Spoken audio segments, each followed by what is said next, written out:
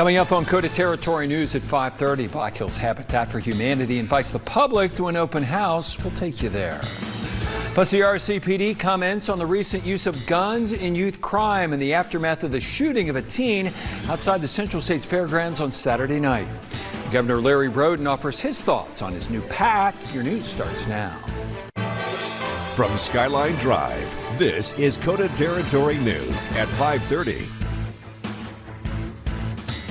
Good evening, I'm Jack Cottle. Senate Majority Leader John Thune has weighed in on peace negotiations between Russia and Ukraine aimed at ending the war in Ukraine. His remarks are part of a lengthy sit-down with the senator earlier today.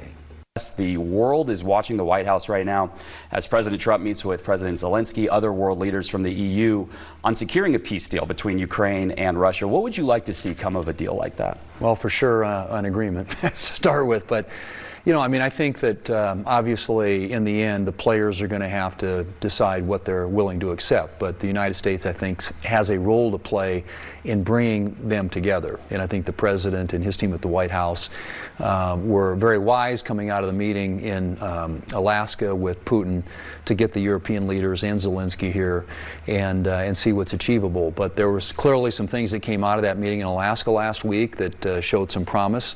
And I think the Article 5-like security guarantees is something that certainly seems like that was a good starting point. And then I think Ukraine's got to figure out from a land issue what they're willing to give up and what they're going to need to retain their sovereignty. And I think ultimately that's going to be a decision that they'll have to make and their leadership. But I think the President Trump and his team really more than anything else just want to see an end to the bloodshed, and I think everybody does.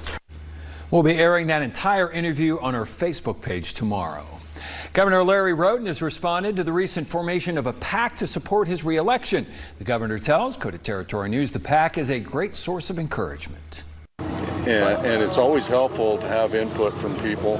An old timer once told me that the office should seek the man, and I think that's kind of a demonstration of that. So it's humbling, and I appreciate the support, but it doesn't change the fact that I'm still going to focus on being governor. I think I owe it to the people of South Dakota as their current governor. Roden went on to say he believes campaigns are too long and too expensive. Roden is yet to announce whether or not he'll seek re-election. The primary election will take place on June 2nd of next year. Other candidates for governor include Aberdeen businessman Toby Doden, South Dakota House Speaker John Hanson, and Representative Dusty Johnson. And today, South Dakota Representative Dusty Johnson made a stop at Elevate Rapid City to speak to community leaders and learn about the issues impacting West River and the rest of the state.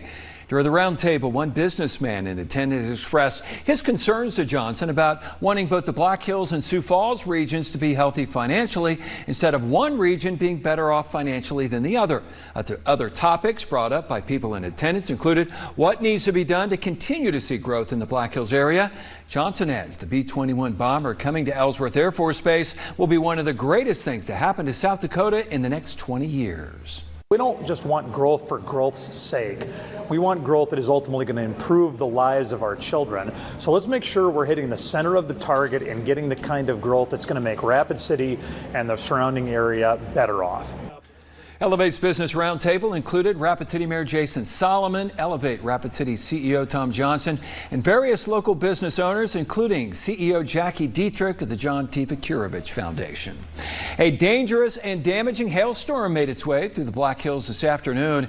Many in the Pactola, Johnson Siding, and Hysiga areas were hit the hardest, with hailstones up to 3 inches in diameter falling. The large hail caused significant damage to vehicles, houses, gardens, and anything else in its path. Windows were broken out, siding was damaged, and plants destroyed. One couple in Johnson Siding said they were hiking when the storm hit and hid under a pine tree to escape the barrage of ice. And the dangerous severe thunderstorm just missed Rapid City this afternoon. Chief Meteorologist David Stradling is here with the latest. That is some big hail out there today. Yeah, it was. Some of the photos that were sent in by viewers were pretty astonishing. Now, I'm going to have a look at those photos later on in the show, but let's talk a little bit of what's going on right now with this severe thunderstorm watch. We have a watch in place. It still does include Rapid City. However, those storms are in eastern Pennington County, and the entire county can't be canceled out of that watch until those storms move away. But as of right now, we are tracking a few thunderstorms in northwest South Dakota and southwest South Dakota. Here's a look at these storms near Bison, west of Faith. Also a big storm just to the east of Faith, southeast of Eagle Butte, a severe thunderstorm just outside of KOTA territory. And the storm you see south of Scenic there, what's left of it, was the large one that impacted the Black Hills. We had anywhere from 3-inch diameter to 2.5-inch diameter hail from the Hysiga, Johnson Siding, and Pactola area. Some pretty significant photos have been sent in. I'll talk about those in just a moment. Thank you, David. The former Douglas special education teacher who pleaded guilty to a sex charge was sentenced in federal court this afternoon. 29-year-old Duncan Sue Witt pleaded guilty to enticement of a minor using the internet in April.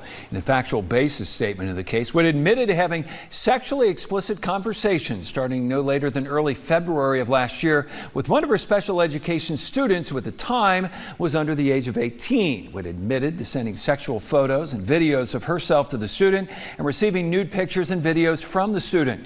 She also said the student dropped out of high school and moved in with Witt and her husband and had a sexual relationship with her. Witt declined to her right to speak in court, but the victim spoke to Witt, telling her she was disgusting and should be ashamed of herself. He told the judge, quote, "I trusted this woman. I loved her. I really did." Before being sentenced, the judge told Witt, quote, "I think you were horribly manipulative of this young man. I think you were a predator, but will serve 10 years in federal prison, followed by 5 years of supervised release." An operation targeting child predators during this year's Sturgis motorcycle rally ends with the arrest of a Somerset man. 39-year-old Jackson Wolfgang Whitty was arrested on state charges of solicitation of a minor and attempted manufacture of child pornography.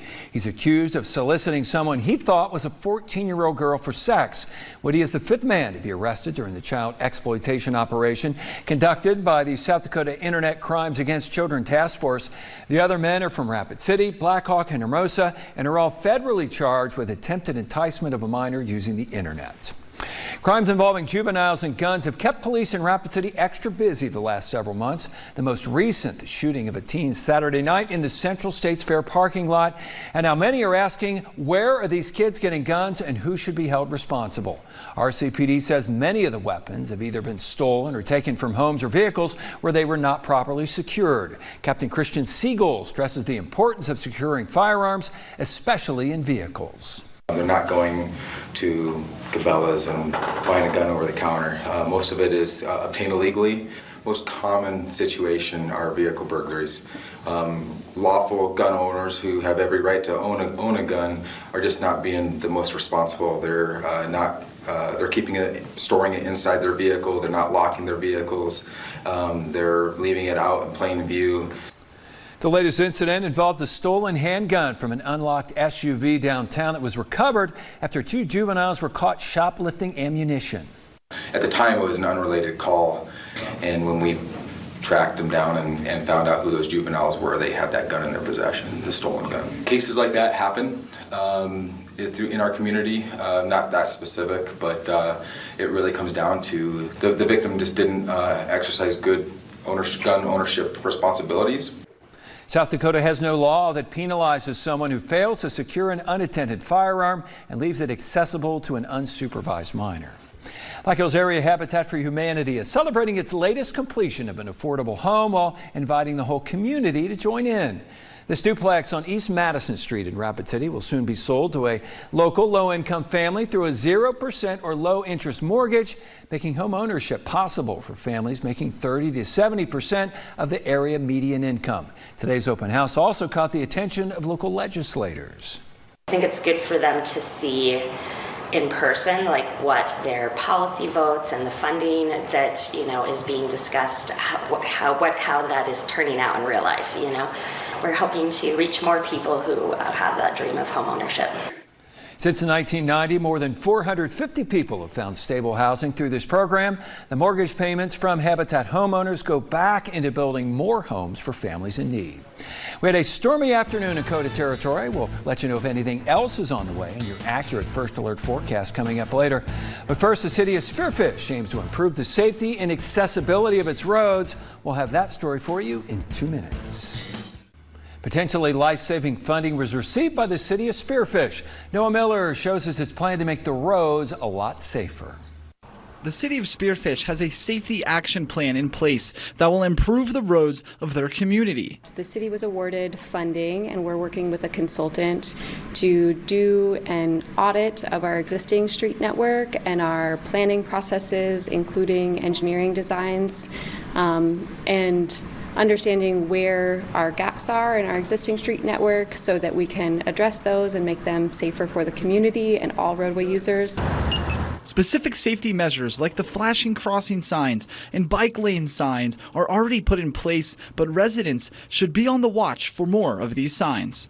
It's important that as the community grows, both for our existing residents and future residents of Spearfish, that we're considering the mobility needs of everyone so that everyone can feel safe moving about our city, regardless of whether they're driving their personal vehicle or they're riding a bike or they're walking to their various destinations. It's an opportunity that Spearfish is planning on working on until early 2026. We're excited about this opportunity. It's perhaps past due that we're considering the mobility needs of all of our various residents, and that includes people that are walking and rolling and using maybe alternative modes of transportation. It's important that their voice is reflected in this process, and we're excited to partner with them. Jemiah Ecker says to watch out for a website that is going to be launched in the coming weeks. In Spearfish, Noah Miller, KOTA Territory News. Chief Meteorologist David Stradling has the latest on a remaining storm threat this evening and the details on more upcoming heat. Your accurate first alert forecast is next. Now, the First Alert Forecast with Chief Meteorologist David Stradling. A severe thunderstorm watch remains in effect until 9 p.m. for much of western and parts of central South Dakota. Rapid City still in the watch, but we are in the all clear as those storms still remain out towards the eastern parts of Pennington County, eastern Meade County as well. But Sturgis anywhere closer towards the Black Hills, all clear for the rest of the evening. Here's a look at some of those thunderstorms right now. We have them in southern portions of Perkins County into northern and eastern Ziebach, also down towards portions of Oglala, Dakota, Jackson, and Pennington County. So starting off on the northern edge here, just a smaller shower, maybe a little bit of thunder embedded with it just north of 212, south of Bison, right along the county line there. Here's one just east of Faith, plenty of lightning with this, so a bit more on the healthy side, but not severe right now. This storm that's east of KOTA territory, moving closer towards the Missouri River, is severe warm, but that is moving away from those of us in KOTA territory, so no concern there. What we have left south of Scenic, this little storm here was the one that produced the significant hail for parts of us. And then just south of the Castle Butte area and west of Wambley, some showers continue, moderate to heavy rainfall, maybe a little bit of lightning too. But as we look at our storm reports, one of the reports from Haisiga was tennis ball size with a rear window of a vehicle with several holes in it. Measured 2 to 3 inch hailstones near the Silver City area, 3-inch diameter hail there. This is from Dean. Rimrock at Johnson Siding collected some hailstones from those storms. Here's one from Jesse showing the large hail with some grass embedded with it. Christy got this one with plenty of hail in her hand, about ping pong ball, golf ball, maybe even up to baseball size in some instances. And here's one of those from Richard, south of Pactola, sent in this one that looks to be a little larger than 3 inches in diameter. Here's one from Tessa, probably close to a baseball there, and that's just eyeballing it. Mary sending in this one comparing to the hand and wrist area. So yeah, some very large hail from those thunderstorms. I'd like to thank those viewers for sharing those photos with us, and sorry to hear of the hail and the likely damage that came of it. The videos we showed you earlier with all those windows busted out, It's never fun with those hailstorms there. We're still sitting in the 90s from Porcupine to Pine Ridge, 99 in Hot Springs, many others in the 80s to near 90. 70s up into Perkins County with that storm-cooled air, but in Rapid City we're at 84. Those clouds that popped up with that thunderstorm that moved just west and southwest of town kept those temperatures from reaching 90 degrees. We were just shy of it in the upper 80s. 65 is our low tonight. Tomorrow we'll climb up to 92. Mostly sunny skies. Going to be very hot for us. Now, as we look at our hour-by-hour forecast tonight, skies will be clear once those storms come to an end. For tomorrow, a lot of sunshine. Maybe a stray storm possible closer towards the South Dakota, Montana, and Wyoming state lines there. Clear for us Tuesday night into Wednesday. Wednesday pretty dry, though a stray storm is possible. Heat advisories are in place from Tuesday morning through Wednesday evening for Sheridan and Carter counties. Temperatures will be 95 to about 105. In Rapid City, we won't see the triple digits, but we'll be back-to-back 90s, triple 90s there. Tonight, temperatures are in the 60s, so it's going to be a more mild night, kind of on the warmer side compared to average. Clear skies. For tomorrow, we'll warm up into the 90s for many of us, some 80s in the Black Hills. We'll flirt with triple digits from Pine Ridge to Philip, Kadoka, and all the way over towards Sheridan. Sunny skies, but some storms may pop up in the afternoon. Triple digits Wednesday in Sheridan. That's the hottest day for everyone. 80s on Thursday with afternoon storms along a cold front that cools us off into the 70s for Friday and the weekend. A few storm chances will continue. Thankfully, those huge hailstones you showed do not roll through here very often.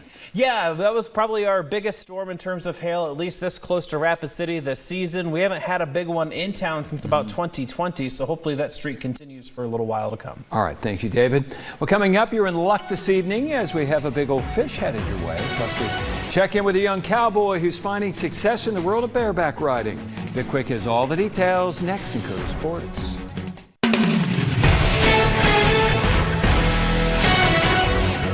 Good evening, everybody. Powell, Wyoming's Brody Wells claimed the top spot at last night's PRCA Extreme Bronc Finals with an 89.5-point ride on Bugsy.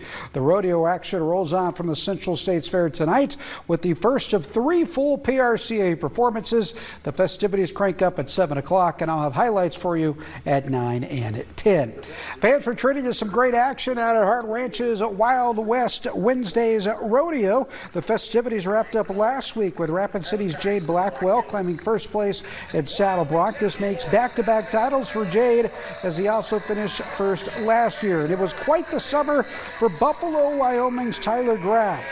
Tyler took first place in bareback. Graff and Blackwell both compete in the PRCA as well. Now, Graff is a young cowboy who is making a name for himself, and Tyler is focused on accomplishing more big feats in the world of pro rodeo. Well, I'd like to win circuit championships and a few of the bigger rodeos and build from there. Preparation and getting your mind right, staying in a good headspace, having a positive attitude. I just have to say keep it simple. You know, you just kind of have a job, pick up on your rein and set your feet, and it don't always work, but try to get it to work most of the time, I guess. Rapid City's Matt Bartholow won the world doubles title at the Grand American World Trap Shooting Championships in Sparta, Illinois last week. This is a record 5th championship for Bartholow. Congrats on another impressive feat in the world of trap shooting. Well, hey, the high school football season kicks off Friday night for 11B and 9-man teams. The defending state champs from Winter are the #1 team in the 11B preseason poll. Sioux Valley and Elk Point Jefferson check in a 2nd and 3rd. Now, St. Thomas More is ranked 4th in the preseason poll. The Cavaliers host Sioux Valley Friday night for their season opener. Hot Springs is getting votes, and the Bison entertain Winter, the #1 team, for an early season showdown coming up Friday night. Now, Howard is the #1 team in 9A. After making it to last year's state semifinals, Wall is 2nd. Wolsey Wessington is 3rd. Harding County Bison is 5th. With Phillip getting votes, Phillip hosts Wall coming up on Friday. And let's jump on in for another edition of Big O old fish. And this evening, Carson Mines is our featured angler. Carson reeled in this 18-inch rainbow trout out of DeSmet Lake in Wyoming. Congratulations to you, Carson, and best of luck in the rest of your fishing endeavors. You too can be featured on a Big Old Fish. Just send us your picture by using the Submit Photos link at KOTATV.com. Make sure and give us the name of the person who caught the fish, what kind of fish it is, how big it is, and where it was caught. Get those pictures in, and we will get you on a Big Old Fish. Nice looking fish right there by Carson. Hey, rodeo tonight gets going at 7. I'll have highlights for you at 9 and 10. That's a look at sports. We'll be right back. All right, big hailstorm earlier, but that has pretty much moved through now. Yeah, it's moved through, and that storm is pretty much just a very light sprinkle now. We take a look at First Alert Doppler radar. Storms in northwest South Dakota and a few in Jackson County. It does get hot the next couple of days. All right, that'll do it for us. Thanks for watching. See you tonight at 10. Thanks for watching KOTA Territory News, your local news and weather authority.